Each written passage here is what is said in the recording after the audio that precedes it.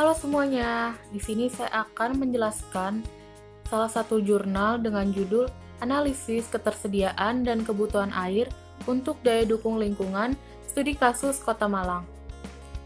Jurnal ini saya dapatkan dari Jurnal Sumber Daya Alam dan Lingkungan dan ditulis oleh Ahmad Dhani. Sebelumnya di sini saya akan memperkenalkan diri terlebih dahulu. Perkenalkan, nama saya Tiara Damayanti dengan nomor pokok mahasiswa 19141511060, mahasiswi jurusan Kehutanan Fakultas Pertanian Universitas Lampung. Adapun materi yang akan saya bahas pada video kali ini, yang pertama ada pendahuluan, yang kedua ada metode penelitian, yang ketiga ada hasil dan pembahasan, dan yang keempat ada kesimpulan. Pada bab 1 yaitu pendahuluan yang berisikan latar belakang dan tujuan penelitian. Pada latar belakang berisi yang pertama, penentuan daya dukung lingkungan hidup yang dilakukan berdasarkan 3 pendekatan, yang salah satunya dengan pendekatan perbandingan antara ketersediaan dan kebutuhan air. Yang kedua, luas wilayah yang sangat mempengaruhi besarnya ketersediaan air, dan yang ketiga, meningkatnya populasi penduduk yang memicu pengaruh pada penggunaan air, yang pada akhirnya dapat menimbulkan dampak negatif terhadap ketersediaan air, bahkan pula dapat menimbulkan bencana lingkungan apabila daya dukung lingkungan terhadap air telah terlampaui. Selanjutnya ada tujuan penelitian. Tujuan dilaksanakannya penelitian ini yaitu untuk mengetahui status daya dukung lingkungan berdasarkan ketersediaan dan kebutuhan air Kota Malang pada tahun 2012 hingga tahun 2032.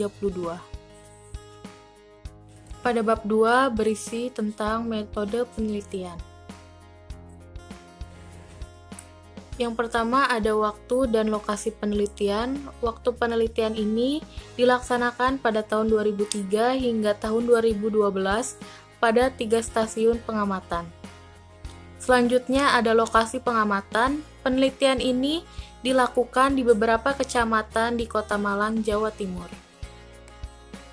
Metode yang digunakan pada penelitian ini terbagi menjadi 2. Yang pertama ada pengumpulan data dan yang kedua ada analisis data. Pada pengumpulan data itu sendiri terbagi menjadi 2 data juga. Yang pertama ada data non-spasial dan yang kedua ada data spasial. Pada data non-spasial yaitu berupa data iklim Kota Malang pada tahun 2012 dari Badan Meteorologi, Klimatologi, dan Geofisika, sedangkan pada data spasial yaitu berupa peta batas administrasi. Sedangkan pada analisis data terbagi menjadi 2 juga. Yang pertama ada data spasial yang menggunakan software ArcView GIS 3.3 dan yang kedua ada data non-spasial yang menggunakan Microsoft Excel. Selanjutnya ada analisis data. Pengolahan data non-spasial berguna untuk menentukan ketersediaan air, menentukan kebutuhan air, dan mengetahui status daya dukung di lingkungan pada kecamatan di Kota Malang. Yang kedua ada metode ketersediaan air. Yang pertama ada ketersediaan air hujan tahunan dihitung menggunakan metode Tiansen yang dilakukan dengan bantuan software ArcView GIS 3.3. Yang kedua, perhitungan ketersediaan debit andalan yang dilakukan dengan metode bulan dasar perencanaan atau basic MON. Pada topik yang ketiga ini membahas hasil dan pembahasan. Pada hasil penelitian terdiri dari beberapa tabel. Tabel yang pertama yaitu tabel ketersediaan air. Dapat disimpulkan data ketersediaan air hujan dapat dijelaskan bahwa kecamatan yang memiliki jumlah air yang paling besar yakni Kecamatan Kedung Kandang. Hal ini dikarenakan luas wilayah dan luas area lahan irigasi pada kecamatan tersebut memiliki paling luas dibandingkan kecamatan yang lainnya. Selanjutnya ada tabel 2 yaitu tabel faktor penentu kebutuhan air Kota Malang yang dapat saya simpulkan bahwa jumlah penduduk pada tahun 2003 hingga 2010 merupakan konsumsi air domestik, luas sawah pada tahun 2004 hingga 2010 yang merupakan konsumsi air irigasi, Sedangkan jumlah ternak pada tahun 2009 hingga 2011 yang merupakan konsumsi air untuk kegiatan peternakan, dan jumlah industri pada tahun 2007 hingga 2011 yang merupakan konsumsi air yang disajikan dalam beberapa kecamatan dalam lingkup Kota Malang. Proyeksi parameter penentu kebutuhan air dilakukan dengan metode geometri, aritmatik, dan eksponensial.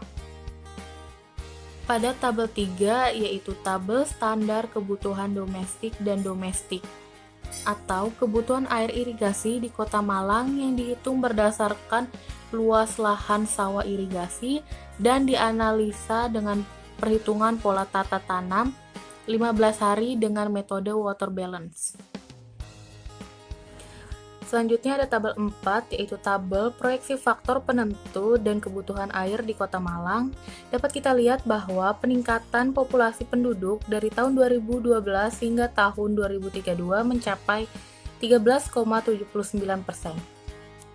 Selanjutnya ada tabel 5 yaitu tabel perhitungan status daya dukung lingkungan pada tahun 2012 hingga tahun 2032.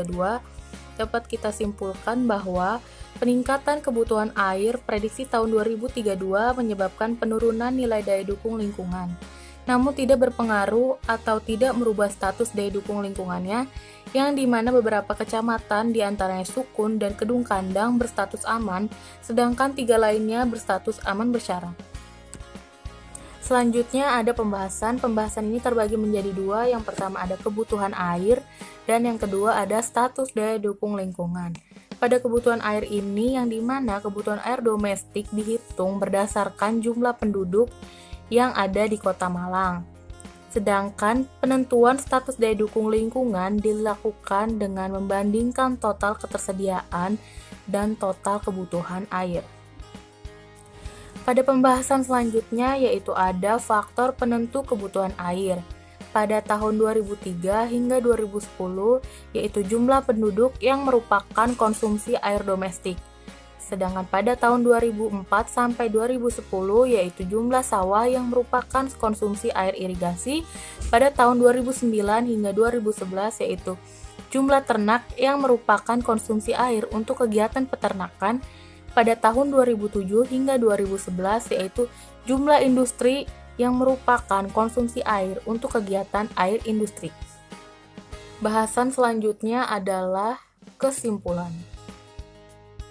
Kesimpulan pada penelitian ini terbagi menjadi 3. Yang pertama ada status daya dukung lingkungan Kota Malang pada tahun 2012 hingga tahun 2032 dapat dikatakan aman untuk Kecamatan Kedung Kandang dan Sukun.